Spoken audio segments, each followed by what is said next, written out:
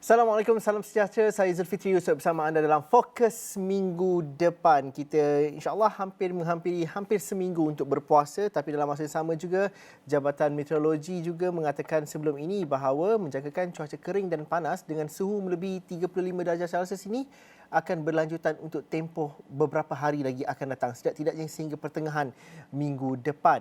Jadi Met Malaysia juga ada mengeluarkan amaran cuaca tahap panas dan juga cuaca panas tahap berjaga-jaga di 10 kawasan di Semenanjung Malaysia dan juga satu kawasan di Sarawak. Di mana di Semenanjung Malaysia, antara kawasan yang paling terjejas ialah di kawasan utara tanah air seperti di Perlis, Kedah yang di mana melibatkan kawasan dan juga daerah di Kota Star, Pokok Sena, Padang Terap, Pendang, Sik dan juga Baling, manakala di Hulu Perak, di Perak dan juga Raub di Pahang, manakala di Sarawak pula melibatkan kawasan Limbang.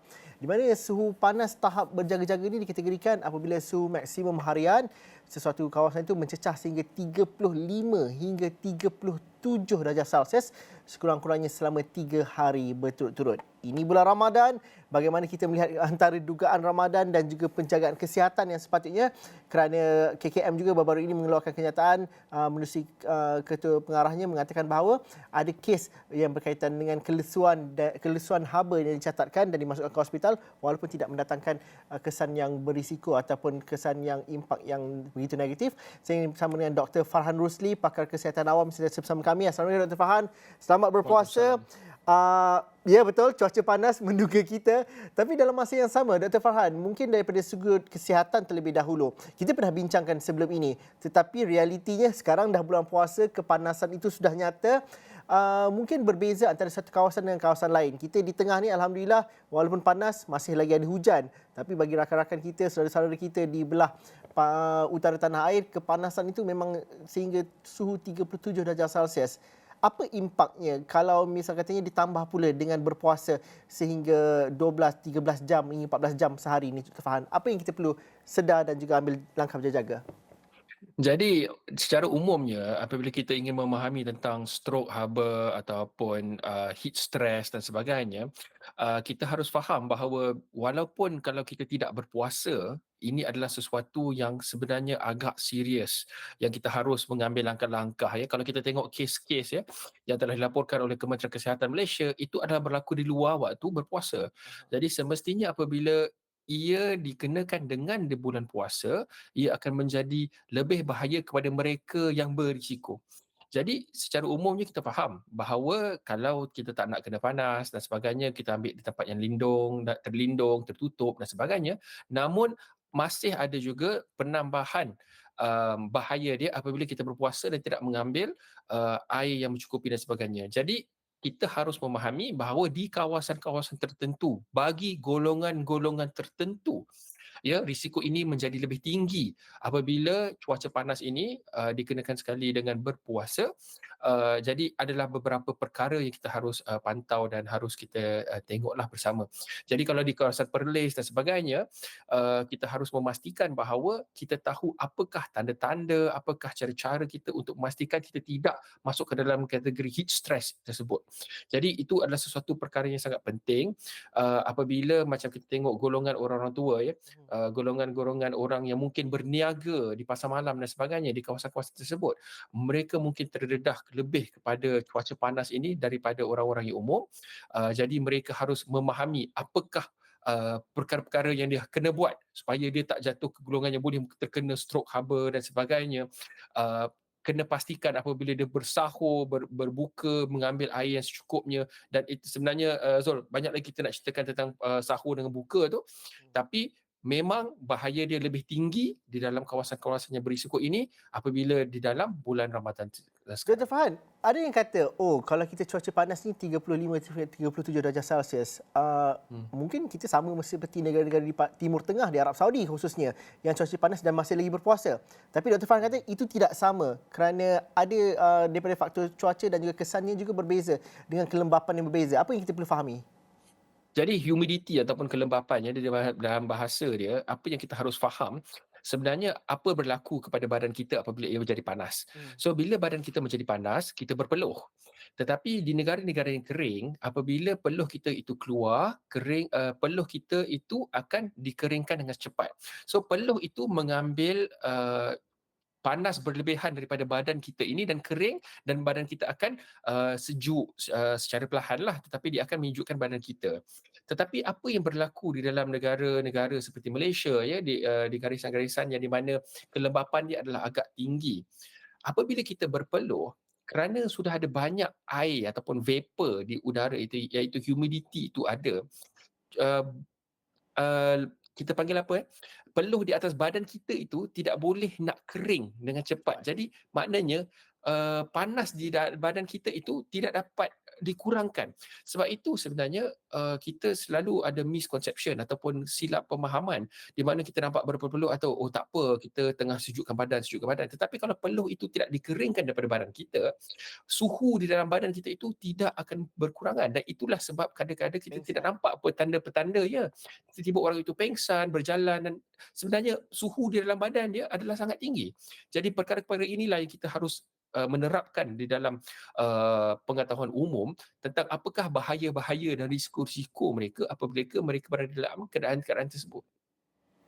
Okey, kalau nak ikutkan bila dah berpeluh, kekurangan air dalam badan dalam masa yang sama. Dr. Farhana itu Hmm. sebelum bulan puasa kata di musim-musim panas ni kalau minum air itu sehingga kencing ataupun najis itu menjadi warna putih seperti air juga. Itu untuk memastikan bahawa kita sentiasa cukup minum air. Tapi ni bulan puasa.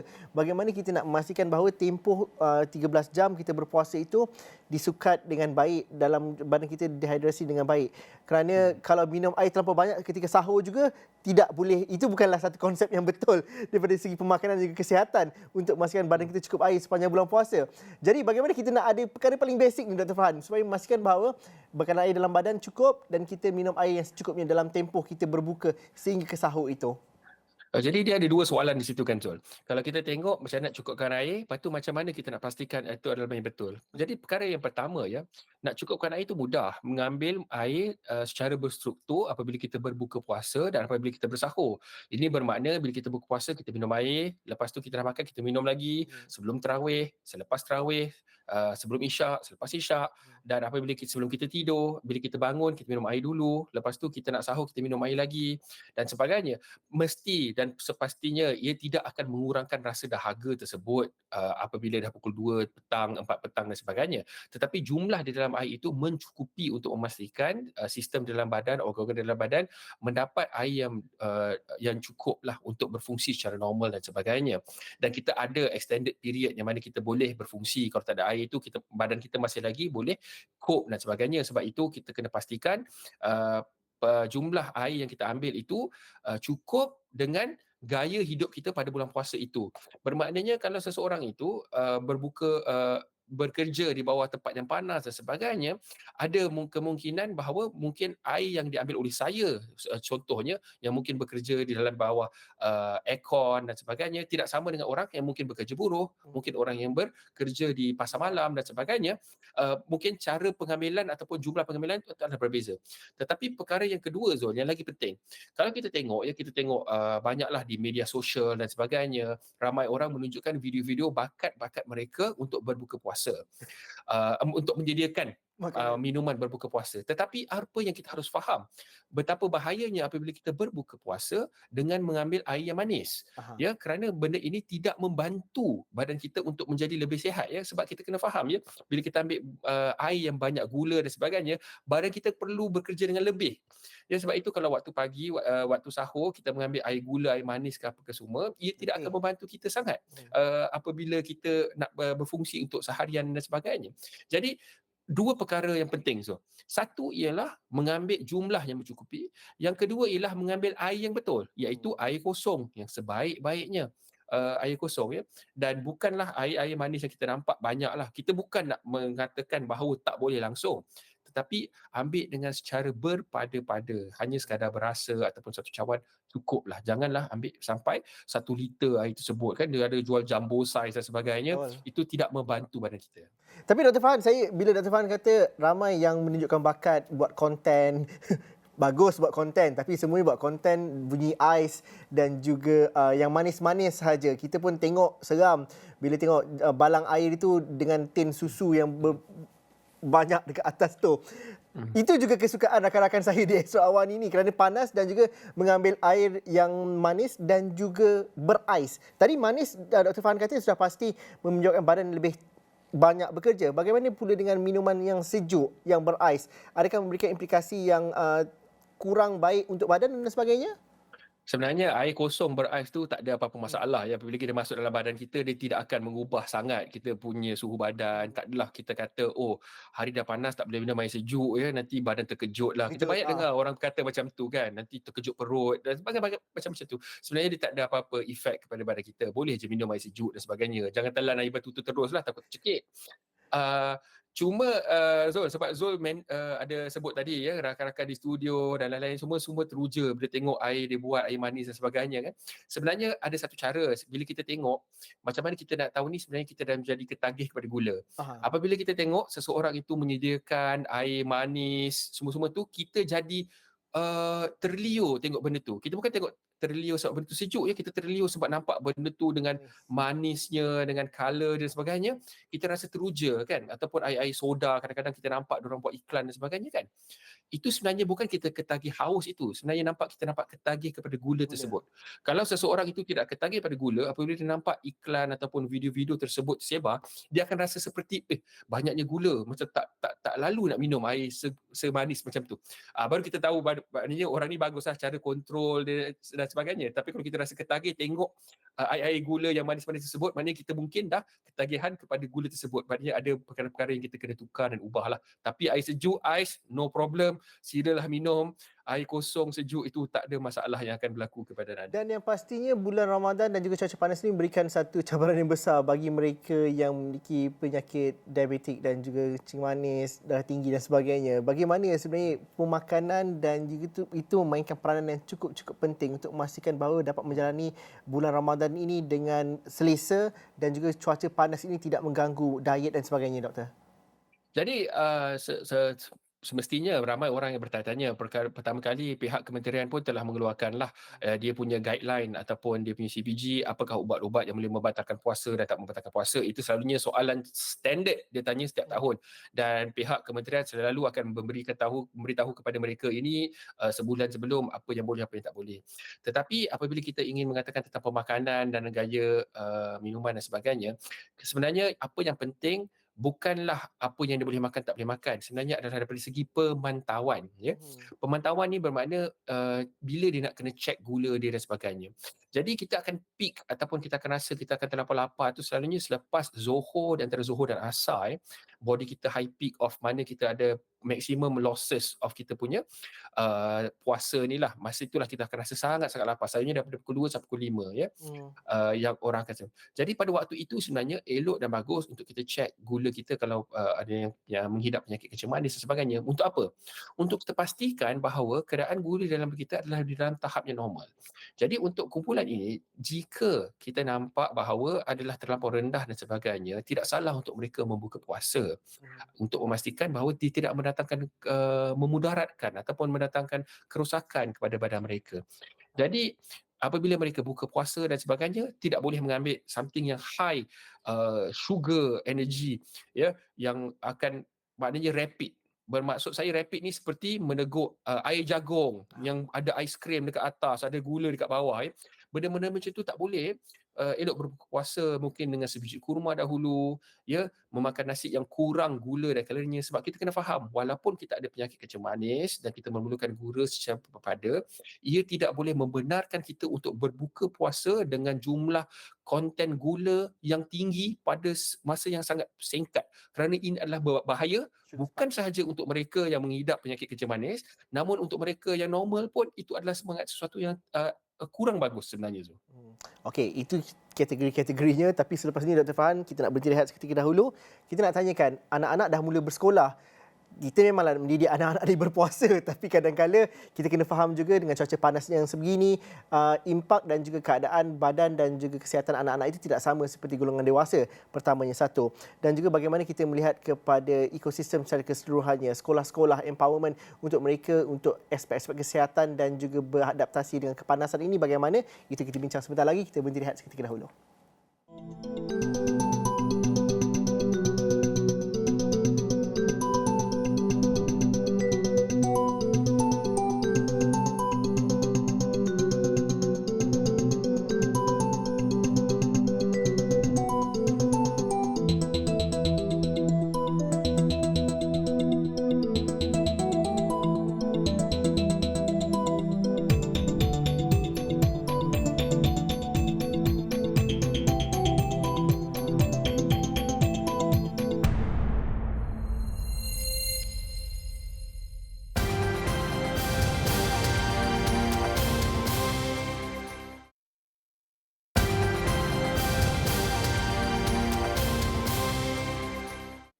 Sehingga minggu depan Map Malaysia menjangkakan bahawa kebanyakan kawasan di Malaysia khususnya di-highlightkan ataupun difokuskan kepada 10 kawasan di Semenanjung dan 1 kawasan di Sarawak akan mengalami cuaca maksimum sekitar 35 hingga 37 darjah Celsius.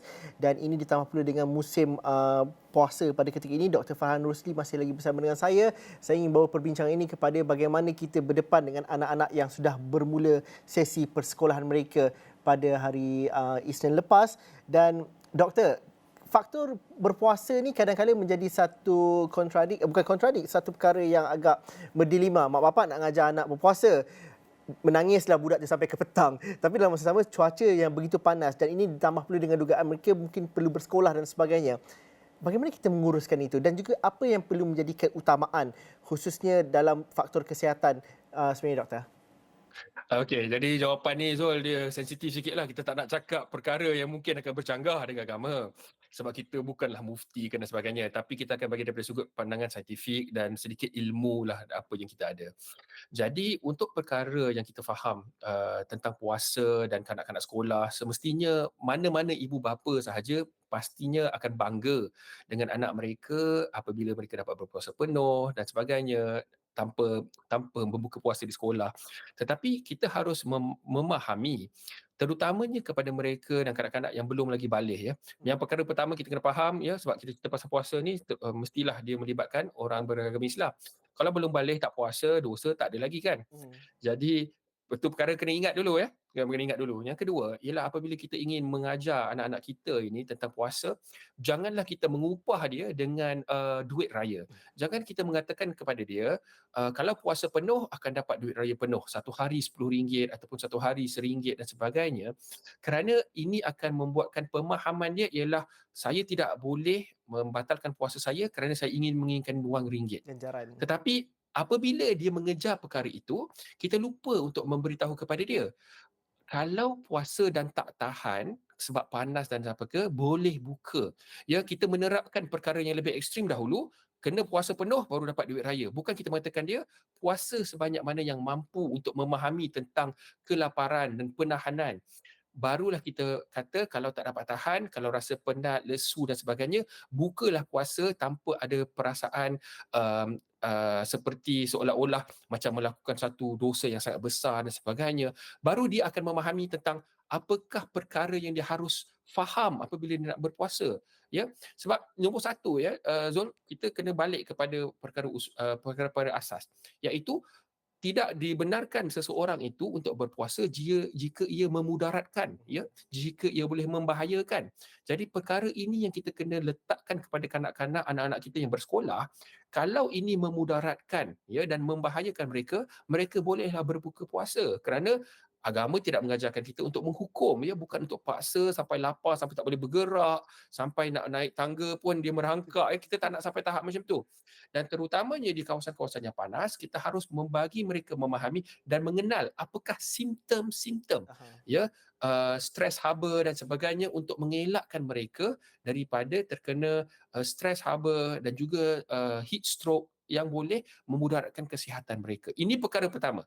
Perkara kedua ialah kalau kita boleh memberitahu kepada cikgu-cikgu di sekolah ya, tenaga-tenaga pengajar kita untuk tengok ya, kalau kita nampak satu budak itu dia bawa panas dan sebagainya, berpeluh dengan terlampau banyak, mungkin kita kena check apakah suhu badan mereka, menjadikan itu suatu rutin di mana kita rasa tak sedap tengok kanak-kanak sekolah ini. Okey, bawa ke kita punya sick bay dan bagi suhu untuk diperiksa dan sebagainya, kerana kita kena pastikan mereka ini sentiasa di dalam penjagaan yang selamat walaupun di dalam bulan puasa. Kerana dalam aspek keselesaan ini penting, anak-anak pergi ke sekolah pakaian uniform, walaupun hari ini ada kebenaran ataupun kelonggaran diberikan untuk memakai pakaian sukan contohnya. Tapi jumlah anak-anak dalam satu bilik darjah itu juga kapasitinya cukup banyak. 30, 40, kalau di Cyberjaya itu ada sampai 50 dalam satu bilik darjah. Jadi ini adalah isu-isu yang tidak boleh dilihat kepada satu lapisan sahaja. Ini lapisan-lapisan lain perlu dilihat, terutama ketika cuaca panas ini. Apa impaknya kepada anak-anak ini, khususnya di bawah 5 tahun dalam usia bawah 10 tahun ini, Dr. Farhan? Kenapa mereka perlu diberikan perhatian khusus dan tidak sama seperti golongan-golongan dewasa contohnya?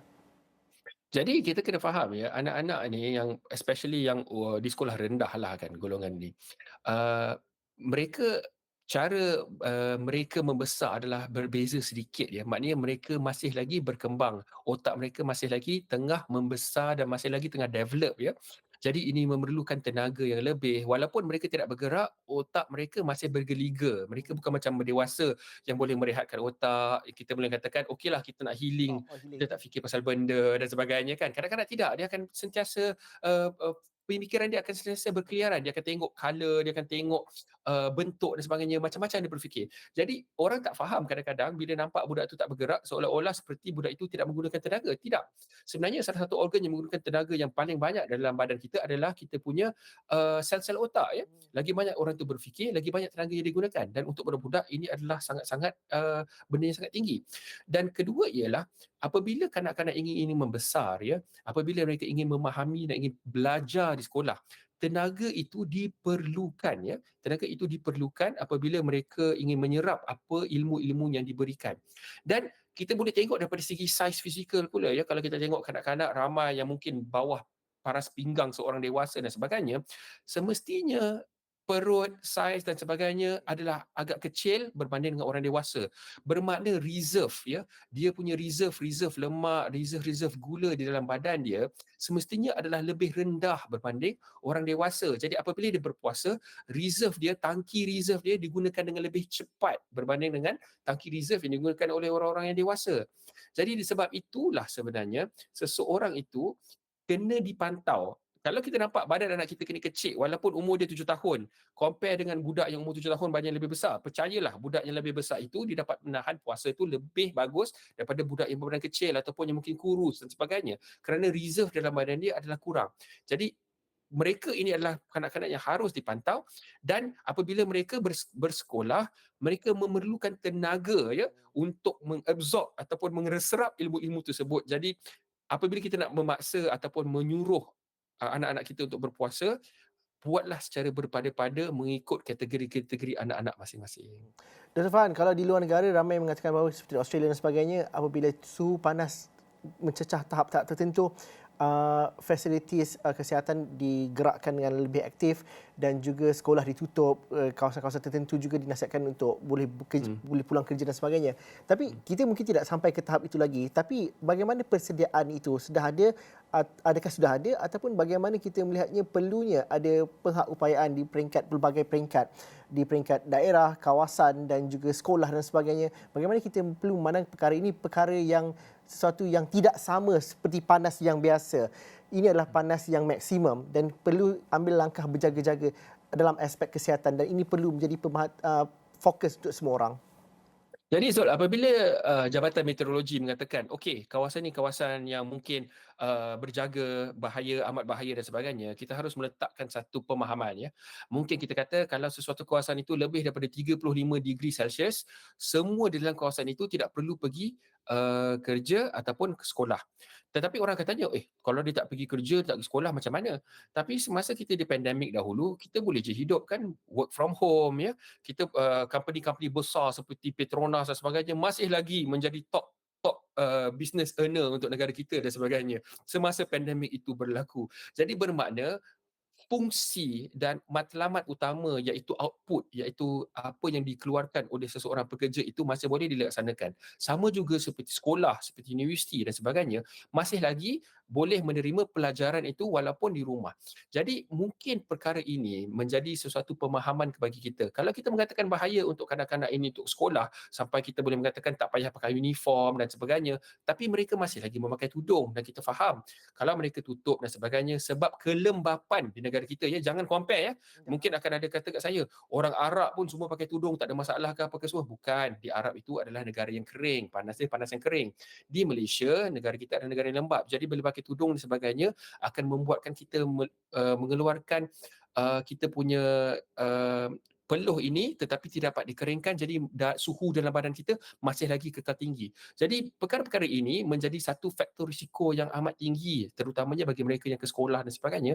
Mungkin kita boleh buat pelajaran secara atas talian. Kenapa pula selepas COVID tiba-tiba kita lupa macam nak buat pelajaran secara atas talian. Jadi apabila sesuatu daerah itu mengenal pasti bahawa mereka boleh mendapat risiko dan sebagainya, kenapa tidak kita mengajak mereka untuk work from home, belajar di atas talian untuk beberapa peringkat yang tertentu, 2 minggu, 3 minggu dan sebagainya, sehingga cuaca itu menjadi lebih tenang dan sejuk. Dan ini bukan cuaca panas yang biasa, ini adalah cuaca panas yang maksimum dan perlu perhatian dan juga aspek keselamatan ditingkatkan juga.